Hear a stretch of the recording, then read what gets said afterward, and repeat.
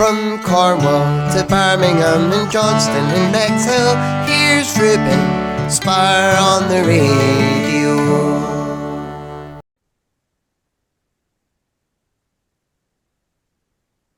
Hello to Boni Jane Music. How are you today?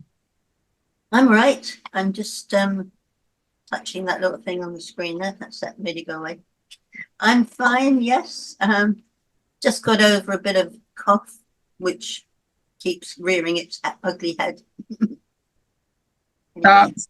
Thank you for letting me chat to you today. So can you tell me, how long have you been a singer-songwriter for? Well, it all started after my divorce. Gosh, I can't say how many years, but I'd been married 29 years, and it was a bit of a trauma when we broke up, and that started it really, the process. And it was, the breakup, I was full of emotion and it needed to come out, and songs were a great way to do it. And, I've always played the guitars for a number of years, and so sometimes I'd use a keyboard, but it was great fun writing songs.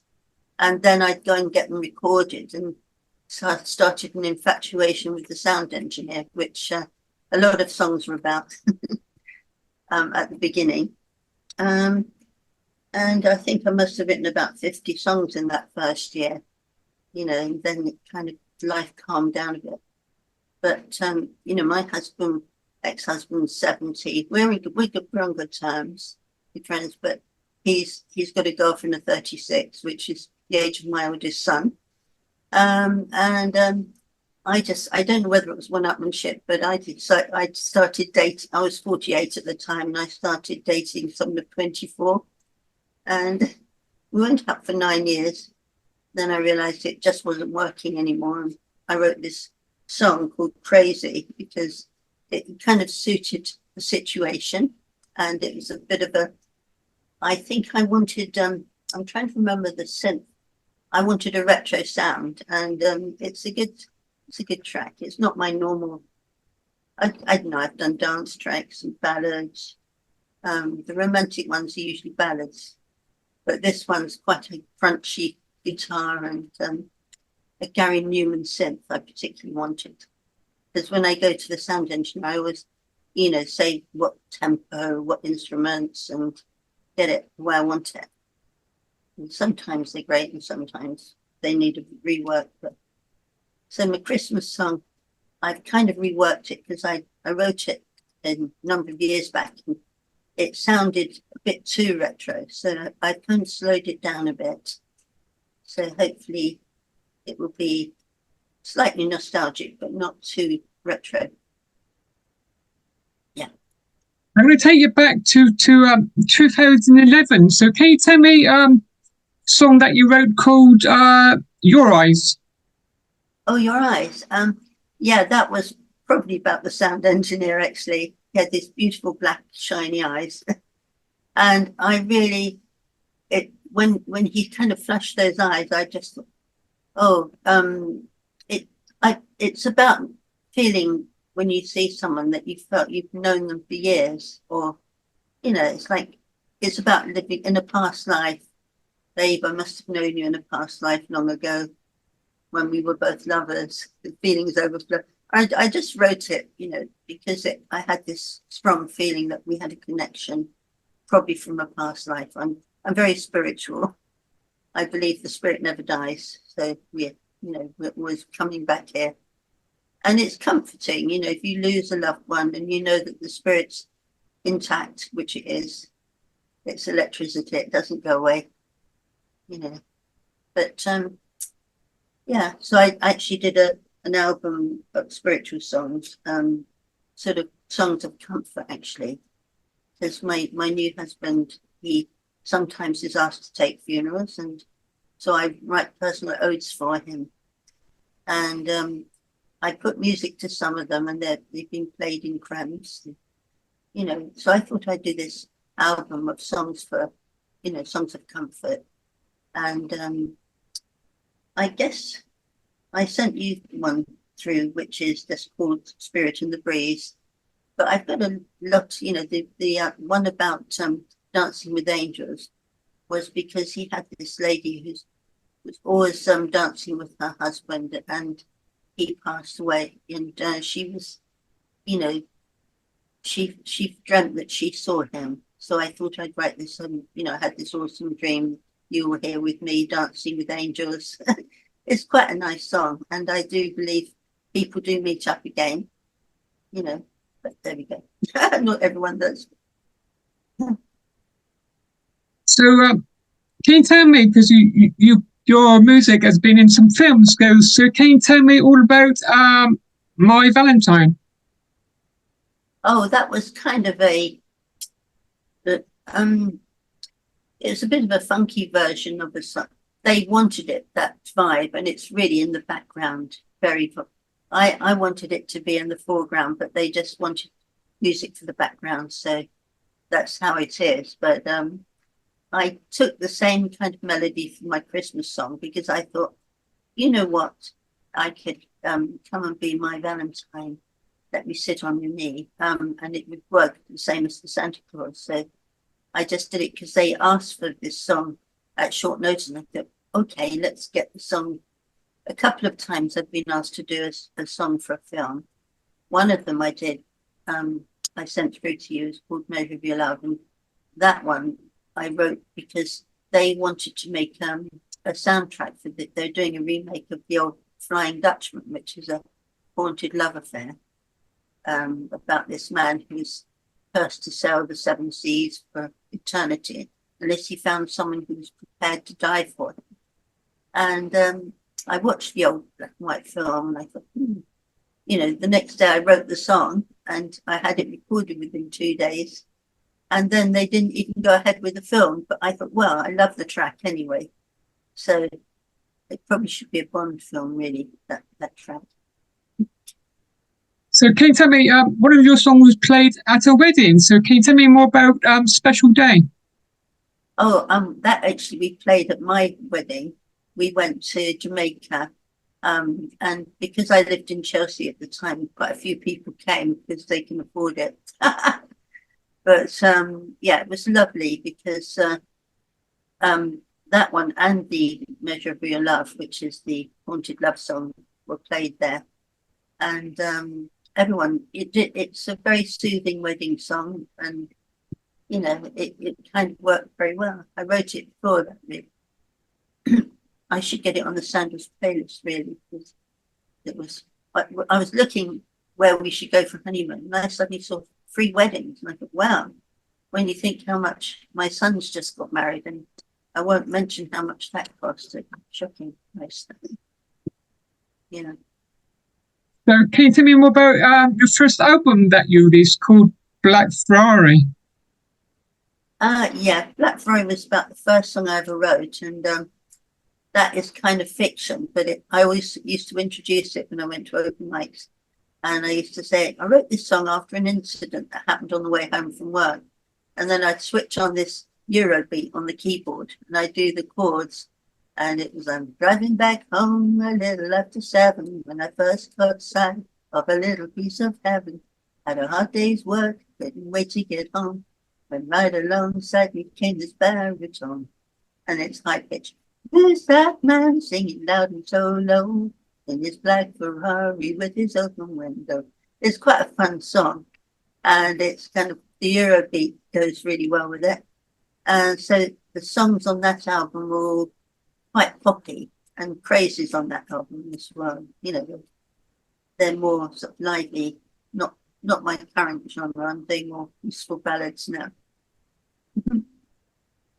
So can you tell me more about Dancing with the Angels album? Yeah, that's the one of songs of comfort, So yeah, I had a good. There's even a baby song on there, which it seems to be happening more lately for some reason. We've known a couple of baby funerals, and it's such a sad thing. And it says, I know someday we'll meet again. I feel it in my heart. When the time is right, you'll see we'll make a brand new start. And I feel like, people must feel so devastated when they have a stillborn or baby dies. It's shocking. But if you realise that the little spirit will come back in good time, maybe not in the direct family, maybe not, but you know, it's comforting to believe. I've always, believed in the afterlife, so there's a lot of evidence to support it as well. So, you know. So, can you tell me more about your latest single called "Be My Santa Claus"? Yeah, that one. I kind of got the idea of the melody when I was listening to Vera Lynn on one of these, probably a Christmassy show, and I just thought she was singing, "Ooh, sorry now, ooh, sorry now," and I thought, what lovely chords. And so I used one or two of those chords, but it does make it sound really, I wouldn't say dated, but it's kind of nostalgic. And I think it works. And I've had a jazz singer do it, a jazz version, called, her name's Tammy Wise, and she's often in Canada, I believe now, but, you know, that was quite well received. But I just suddenly thought I'll sing it myself slightly faster. So I've just released it, actually it's coming out on the 6th, so in a day or two, it'll be out. Actually, tomorrow. It's going to be released tomorrow. So, are you working on any new music? I went on a songwriting retreat quite recently, and I've got 3 tracks that I want to record. One of them was actually, it's a really good song, and I think it's a great sort of pop song. It's called Free Spirit. And I got this young 22-year-old at the songwriting retreat to sing it. And we co-wrote it. But it's brilliant. I really think, and the mentors at the songwriting retreat all loved it. They all said, wow, that can be a hit. So it's just raring to go. I've just got to get her to come. She's over in Lisbon. So, because there were international people there, and it's just getting people together now. I want her to sing it. She really gives it the gusto that it needs. And yeah, so that's the song I'm going to record. And a lovely folky one I wrote with an Irish girl, and a man from England. Yeah. So that one is going to be good. It's called Good Times, and it's a really good folky, happy song, which was actually based on my early days. I was telling the Irish girl, we didn't have Ubers, and it just seemed to be the thing. You just hitchhiked everywhere. And my sister was older than I, and she was 15, and I was only 12. And she said, come on, we just stand here, put our hand out, and we'll get to where we want to go. And we did. Within 2 minutes, the car would pull into the lay-by, and off we'd go 20 miles to the Mecca in Stevenage, which was, when I think how dangerous it was. I was 12, and she put makeup on me, and I was quite tall, so, I probably looked the age to get in there. I never got turned away, but I used to have long hair to my waist, and we'd go in hot pants and boots, totally innocent, and we'd get a lift there and a lift back. And I don't think I ever waited more than 2 minutes for a car. So that was incredible. And yeah, I think how dangerous, you just had no idea of the dangers. But it was quite a common thing in those days. So, can you tell me how's being independent artist for you? I think I've got a good friend who works at the Songwriting Academy, and he encouraged me to go on the song retreat, and he seems to like my music, and he encourages me. He kind of says, come on.